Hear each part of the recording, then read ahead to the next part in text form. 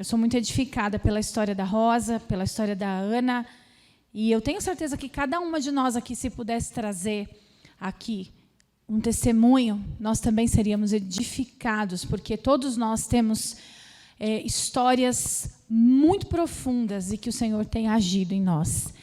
E eu vou fechar esse tema de hoje falando sobre superando as feridas do abuso. A nossa história, ela é conhecida, né, de todos, muitos conhecem, mas eu vou trazer um pequeno resumo para aqueles que não têm conhecimento, né, dessa história. E o nosso versículo que está em 2 Coríntios 1:4, que fala que nós recebemos de Deus consolo. Nós somos consolados em toda tribulação, para que com o mesmo consolo que nós recebemos, nós possamos consolar aqueles que passam pela mesma tribulação. Isso é lindo demais. Você poder consolar outros que passam pela mesma tribulação. E quando nós estamos passando por situações, você pensava nisso, Rosa? Você pensava nisso, Ana? Nós não pensamos que nós poderemos usar aquilo que Deus está fazendo para consolar outros. A gente não quer nem saber de consolar outros. A gente quer saber que está doendo. A gente quer saber que aquilo está sendo difícil. Eu sofri abuso na infância. Sofri abuso, e a primeira vez, porque não foi uma vez só. A primeira vez que eu sofri abuso na infância, eu tinha por volta de 5 ou 6 anos. Foi por um parente, alguém de dentro de casa, alguém que eu confiava. Eu nem fazia ideia, compreensão nenhuma do que era sexo, ou do que era permitido ou não permitido. Foram toques que me deixaram constrangida, toques que me deixaram com vergonha, toques que me deixaram com uma sensação estranha. E eu saí daquele lugar e eu não contei nada para ninguém. Eu não falei nada a respeito. É engraçado como o abuso, ele nos silencia. Ele faz com que a gente não fale, mesmo que não haja ameaça. Muitas vezes não há ameaça e você já entende que você não pode falar sobre aquilo. E então, quando eu sofri esse abuso lá na infância, logo na primeira infância, entre 5 e 6 anos, passado alguns anos, em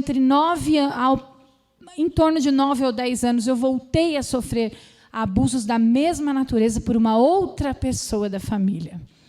E aí, então, esses abusos, infelizmente, se prolongaram até os meus 12 anos de idade.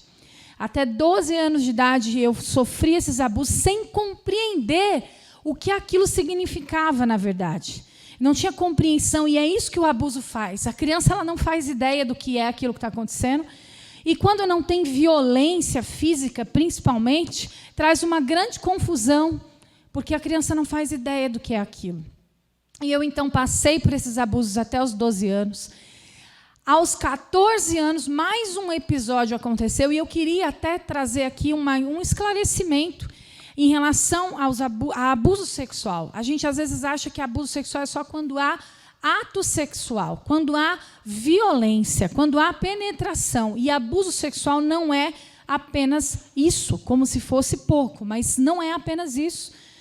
Toques, palavras, insinuações, tudo isso caracteriza abuso e é crime.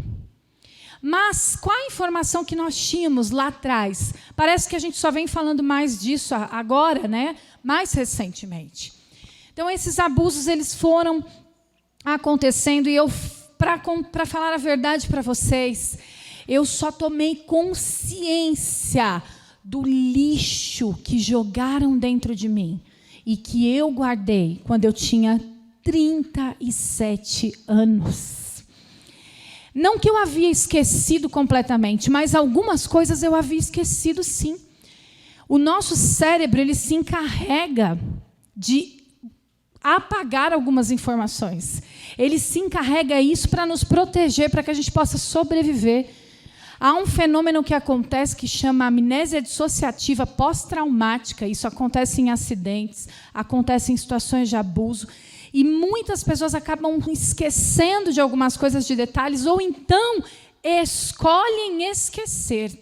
Eu escolhi colocar aquilo num canto guardado, mas houve um dia em que esse lixo ele veio à tona.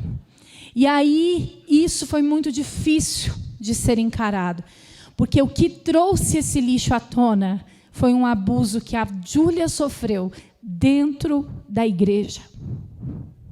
Dentro da igreja. E aí, como lidar com essa situação? De repente, aos 37 anos, eu me via lembrando de tudo aquilo que eu havia vivido, mas era muito pior. A minha filha estava passando pelo mesmo, aos 12 anos de idade. Por uma pessoa de extrema confiança, alguém que nós amávamos. A história é muito longa. A maioria de vocês já conhece ela. Estou contando para quem ainda não conhece. É uma história pública. É uma história em que há registros na internet, então não estou aqui expondo também a Júlia, né? É algo acertado já entre nós. Nós falamos sobre isso, ela fala sobre isso.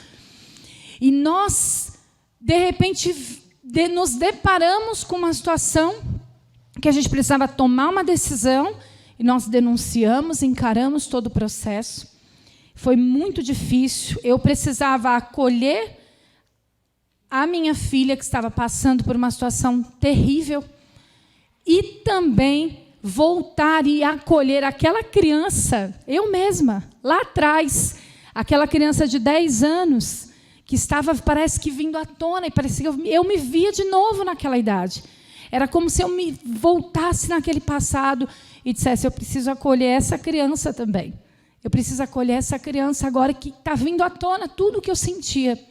Tudo o que eu havia vivenciado veio à tona.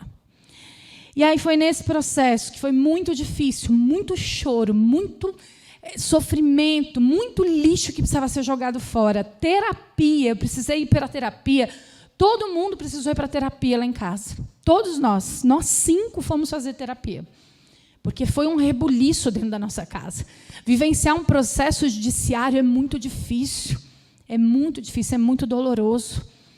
E aí, então, colocando esse lixo para fora, teve muito confronto também. Porque é preciso esse confronto, é necessário esse confronto. E esse confronto, muitas vezes, gera incompreensão. Não é, se tratando de um abuso intrafamiliar, não é qualquer... As pessoas não aceitam. E as pessoas não querem saber que você está trazendo uma história de quantos anos atrás. Por que você está falando disso agora? Por que você está trazendo essa história agora à tona? Então, precisamos de muito confronto, muita incompreensão também. Mas foi necessário. E cada passo que eu dava para estabelecer limites era um passo em direção à cura. Cada passo que eu dava para estabelecer limites naquele passado que tanto havia machucado, era um passo que o Senhor estava me dando de coragem para estabelecer esses limites e ir em direção à cura. E foi muito necessário colocar esse lixo para fora. Gente, lixo guardado cheira mal. Lixo guardado, ele dá bicho, sabe, né? Aquelas larvas. Lixo guardado faz isso com a gente. E eu fui colocando esse lixo para fora e foi vital nesse processo tudo que Deus estava fazendo. E ao mesmo tempo que eu via Deus fazendo na vida da minha filha, Ele estava fazendo na minha também. E era um processo quase que em conjunto. E eu ainda tinha muito temor, muitas vezes, de falar a respeito disso, porque isso magoa outras pessoas. Percebem isso? Que quando a gente fala a respeito de algo tão terrível que nos aconteceu, magoa as pessoas que estavam ligadas direta e indiretamente. Mas é algo que precisa ser falado, é algo que precisa ser colocado para fora, porque o lixo cheira mal. E houve um momento em que a Júlia falou uma coisa sabiamente. Era um dia em que nós fomos chamados para falar a respeito do projeto do Reaja. E quando a gente foi na televisão para falar a respeito disso numa entrevista, eu falei para ela, eles vão perguntar como que isso tudo começou. E eu vou precisar contar também a sua história. Está tudo bem para você eu falar sobre isso publicamente? E aí ela me disse algo que eu quero que você guarde no seu coração. Porque isso fez parte do meu processo de cura. E ela disse assim para mim, quem tem que ter vergonha disso é o abusador, e não eu. E isso é muito difícil de uma vítima compreender. É muito difícil, porque a gente tem vergonha de falar, a gente tem vergonha do que fizeram com a gente. Mas quem precisa se envergonhar é quem fez isso. Ele é quem é o culpado. A vítima sempre se sente culpada nessa situação. Mas a culpa não é nossa e é difícil da gente compreender. Eu não quero ficar falando só a respeito das consequências, porque elas são muitas. O abuso gera consequências, às vezes, que são quase que impossíveis, se não fosse o Senhor, de retirar da nossa vida. E não é só na área sexual. O abuso pode nos transformar em pessoas inseguras, instáveis nos relacionamentos, pessoas que não têm confiança em si mesmo, que não conseguem encarar problemas. Porque sabe o que o abuso faz? Ele traz uma sensação de desvalor. É uma sensação de desvalor, e aí você não consegue encarar os problemas. Mas eu quero trazer para você aqui algumas escolhas que curam.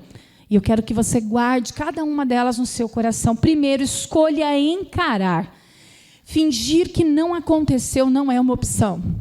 Fingir que não há sentimentos ruins no nosso coração não é uma opção. Escolha encarar a verdade. Escolha encarar, admitir suas angústias, a sua impotência diante das lembranças até. Quando a gente escolhe encarar, a gente entende que eu não posso mudar o passado, mas eu preciso saber que ele aconteceu.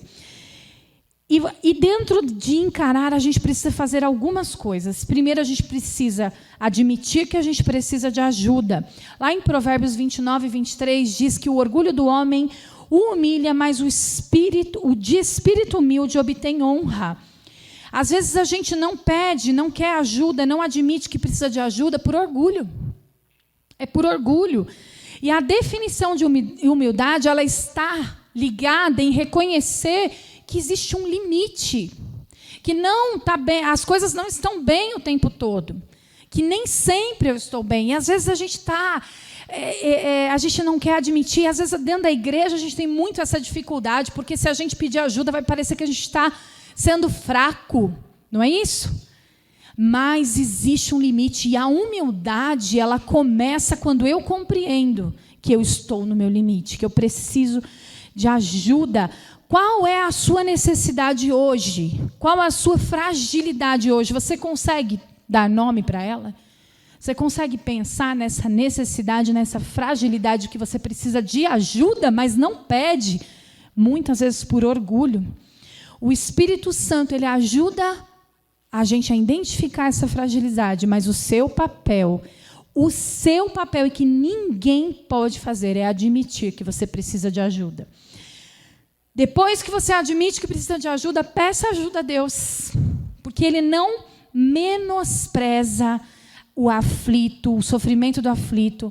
Ele não esconde dele o seu rosto, mas Ele ouve o seu grito de socorro. Isso está lá em Salmos 22, 24. É isso que Deus faz conosco. Ele não menospreza o nosso grito de socorro. Peça ajuda ao Senhor. Ele se interessa pelo que tem no teu coração quando você tem transparência para lidar com Ele. A Rosa falou uma coisa aqui muito interessante. Nos momentos de dificuldade, o que ela fazia? Ela não corria de Deus, ela pedia colo. Deus, me dá colo, eu preciso de colo. Então, haja com transparência com Deus e peça colo. Deus, Ele dá colinho para a gente. A gente vai falar no mês que vem a respeito de paternidade. Paternidade bem resolvida. Nós vamos tratar sobre isso, porque muitos de nós temos dificuldade de ver Deus como Pai. Temos dificuldade por causa da figura paterna que nós tivemos. Mas Deus é Pai. E Ele não é um Pai como o nosso Pai terreno. Ele é um Pai muito, muito, muito bom. E Ele dá colo. Ele nos dá colo quando a gente precisa. Mais uma coisa, peça ajuda de outras pessoas se for preciso. Sabe que lá em Provérbios fala que... em Eclesiastes fala que é melhor sermos 2 do que 1, porque se um cair, o outro levanta, ajuda a levantar. É bom ter alguém na caminhada. É bom ter alguém de confiança. É claro que eu não vou sair contando os meus problemas para qualquer pessoa na rua. Mas pessoas de confiança que conseguem te ajudar a caminhar. Pessoas de confiança que podem te edificar, que podem te animar nessa caminhada. Peça ajuda de outras pessoas. A gente não foi feito para andar sozinho, gente. Nós não fomos feitos para andar sozinho. E tem mais uma coisa importante que a Rosa também já falou. Procure ajuda profissional. E eu vou dizer uma coisa para você. Em situações em que ocorreram abusos físicos, sexuais e psicológicos, a gente precisa de ajuda profissional. Tem coisas que só numa escuta técnica, numa escuta ativa de um psicólogo, você vai poder trazer esses traumas num lugar seguro para que você possa ser direcionado. Tem coisas que não dá para a gente conversar com um amigo. Tem coisa que é preciso a gente buscar terapia. E não é pecado nós buscarmos ajuda. Deus ele criou a medicina e a saúde mental para que a gente tivesse saúde mental também. Nós podemos e nós devemos buscar essa ajuda profissional para ajudar a encarar, a ressignificar as situações. Sabe por quê? Porque senão os traumas eles vão ser o motorista da sua vida. O motorista, eles vão governar a sua vida. E aí você precisa escolher o que você quer, para onde você está indo. Falamos então da primeira escolha, que é encarar. São escolhas que curam. Guardem bem isso. Escolhas que curam. Isso serve para qualquer situação. Escolha encarar um problema. E, em segundo lugar, escolha perdoar. A Ana já falou um pouquinho disso aqui. A Ana já introduziu. Escolher perdoar. Perdão, gente, não é um sentimento, é uma decisão. Se você esperar sentir, eu estou sentindo de Deus que eu devo perdoar, eu estou sentindo agora que eu... Perdão é uma decisão e é um mandamento. É um mandamento. Quando eu escolho perdoar, eu me movimento em direção de ser curado. Quando eu escolho perdoar, eu me movimento nessa direção de receber a cura. E sabe uma coisa que é interessante? Jesus ele já escolheu abrir esse caminho de perdão para nós, lá na cruz. Ele já escolheu abrir esse caminho. Lá em Colossenses, Paulo coloca que Jesus ele nos perdoou de todas as transgressões e ele cancelou a nossa dívida. Cancelou. Você tinha uma dívida, gente. Você tinha uma dívida. E aí, lá na cruz, a palavra diz que ele disse, está consumado, tetelestai, está pago. Não há mais dívida, você está perdoado. E o mais interessante é que em Efésios nós somos orientados a perdoar no mesmo padrão do perdão que Deus nos perdoou através de Cristo Jesus. É pouca coisa? Não é pouca coisa. Agora, eu vou dizer uma coisa para você. Hoje, vocês sabem, eu trabalho com prevenção de abuso sexual, trabalho com vítimas de abuso sexual, e a última coisa que eu falo para alguém é que ela precisa perdoar o abusador. Essa é a última coisa que você diz para alguém que vem te dizer que sofreu um abuso. O perdão ele vem depois. Nunca diga isso, porque não, eu ouvi lá na igreja, no Curadas para Curar, que você precisa perdoar. Não põe meu nome nisso, não. Por favor. O perdão ele é necessário, mas ele é um processo. E esse processo vem no tempo certo. Quando alguém está contando, quando aos 37 anos eu entendi tudo o que havia acontecido, você acha que no mesmo momento, no mesmo mês, ali, na mesma semana, eu já estava pensando em perdoar? Jamais. O perdão ele vem como uma necessidade de eu abrir a porta da prisão, e aí quando eu abro a porta da prisão, eu acho que é o abusador que eu vou tirar de lá de dentro, mas sou eu mesma. Quando eu perdoo, quem sai de dentro da prisão sou eu mesma. Porque a falta de perdão é o mesmo que a gente tomar veneno esperando que o outro morra. Como que eu vou tomar veneno esperando que a pessoa que me feriu morra? Sou eu quem estou morrendo quando eu não perdoo. Eu estou engolindo a amargura, eu estou engolindo essa aflição. E quando eu perdoo, eu fico livre. Eu fico livre. Agora, o perdão significa... Eu quero que vocês me respondam, por favor. O perdão significa continuar convivendo? O que vocês acham? Sim ou não? Pode falar com vontade. O perdão não significa permanecer convivendo com quem te feriu. Pode ser que Deus faça coisas, e aí está no propósito de Deus para cada situação. Mas o perdão não significa permanecer convivendo, principalmente se essa pessoa que te feriu nem compreende que o que ela fez está errado, ela nem se arrependeu. E no caso de um abusador, ele ainda é um fator de risco na sua vida, e se você tiver crianças por perto.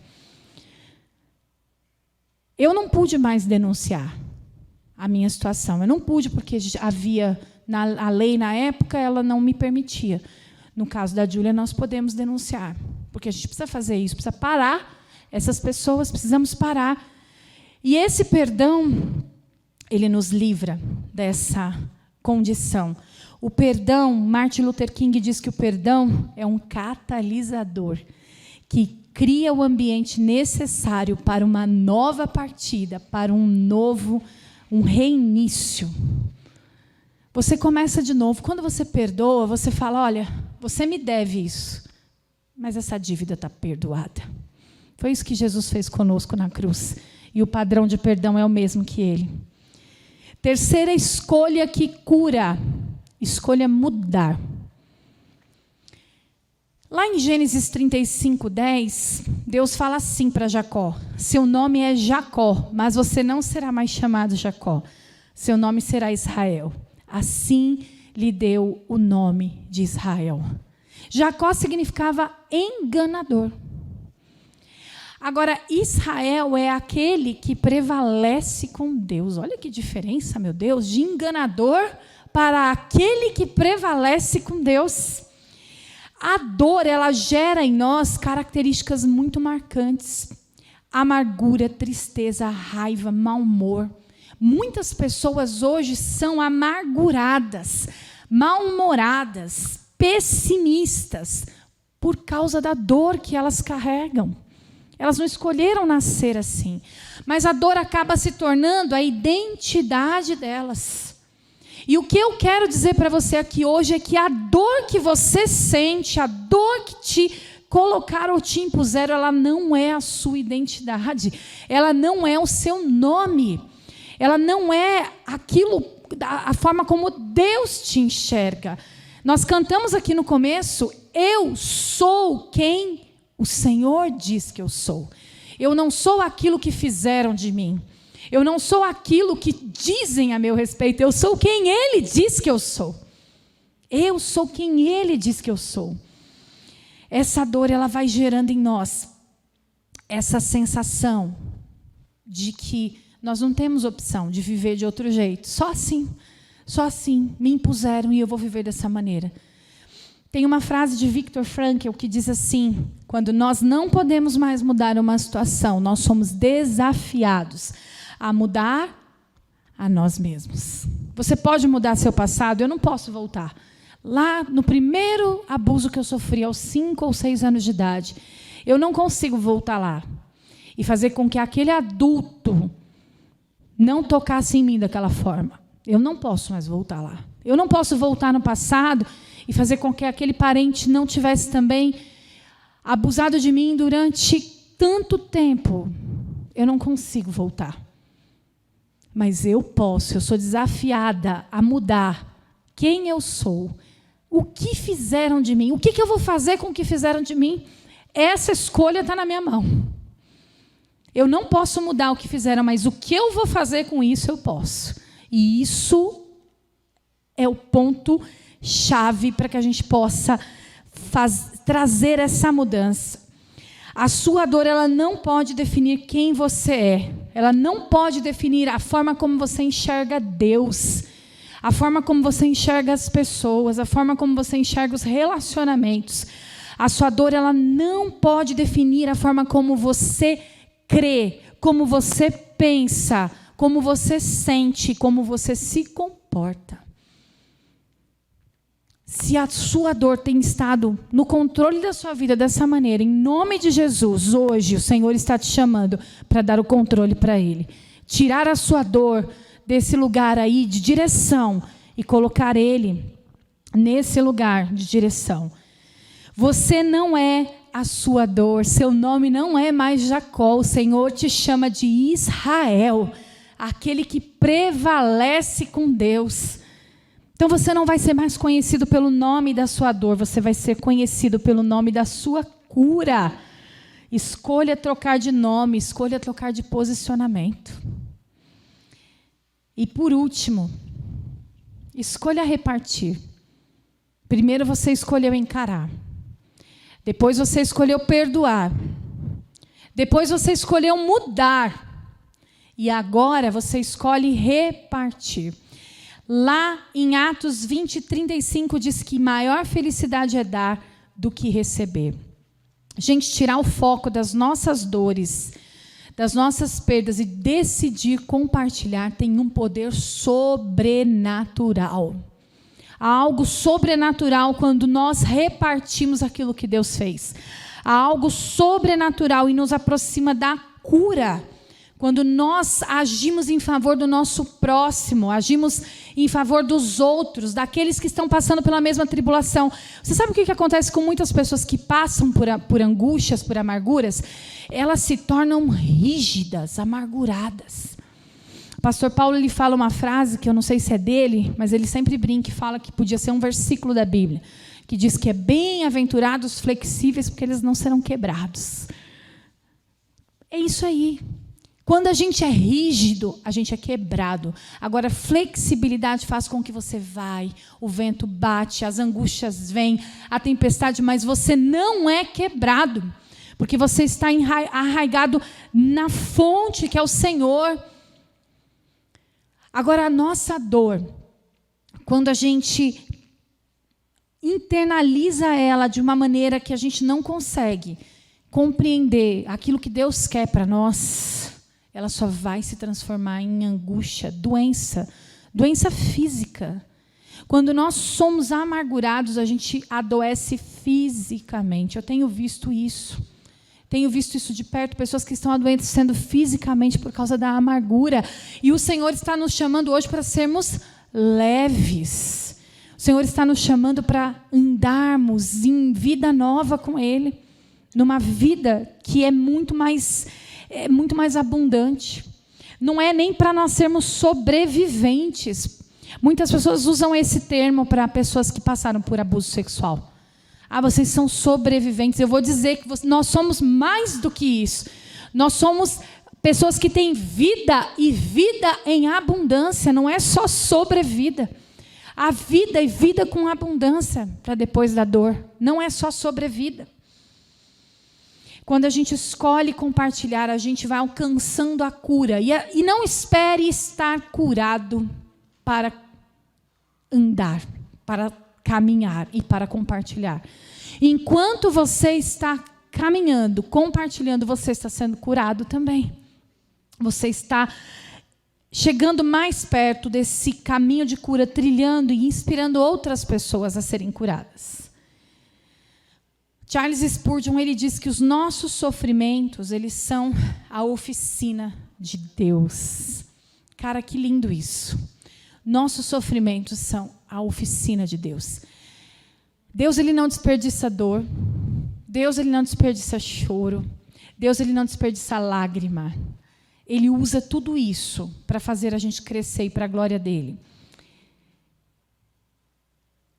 E vou falar para aqueles que estão aqui e não sabem, ou para quem está na live. Foi isso que nós fizemos. Nós pegamos essa dor. Nós perguntamos para Deus, o que a gente vai fazer com isso agora? O que a gente vai fazer com essa situação?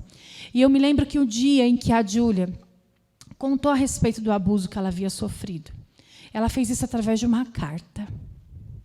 Porque ela não conseguia falar, ela não conseguia colocar aquilo em palavras. E aí ela fez isso através de uma carta. E com aquela carta na mão, eu olhando para aquilo, eu não conseguia acreditar no que eu estava lendo. Eu falei para Deus, o que eu vou fazer agora? Eu não fazia ideia do que fazer. Eu não fazia ideia. Mas eu sabia o que eu não faria. E fingir que nada tinha acontecido não era uma opção. E quando a gente escolheu encarar, a gente caminhou na direção de compartilhar também, de chegar nesse último ponto. E aí o Reaja nasceu. E você acha que o Reaja nasceu no meio da... Já estava todo mundo curado? Já estava todo mundo bem? De forma nenhuma. O Reaja nasceu no meio da dor. No meio da dor, ele foi nascendo. E nós fomos alcançando outras pessoas, pessoas que estavam passando pelo mesmo, pessoas que estavam passando pela mesma situação. Inúmeras, eu não consigo dizer para você quantas vezes, todas as vezes que nós abordamos adultos ou crianças, relatos de abuso vêm à tona. 1 em cada 4 meninas sofrem abuso. Mais de 90% dos casos de abuso são de pessoas conhecidas. Mais de 70% são dentro de casa. E quando nós escolhemos compartilhar, o Reaja tem 3 anos, eu queria colocar uma coisa para vocês.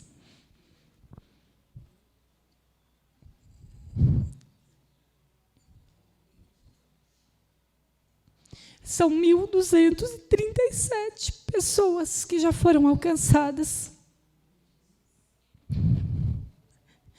542 adultos e 695 crianças. Eu quis trazer esses números para vocês. Não é para vocês pensarem, uau! É para que a gente possa compreender que nossa dor não é só sobre a gente. Não é só sobre nós. Não é só sobre o que eu sinto. Não são só sobre os meus sentimentos, minhas angústias.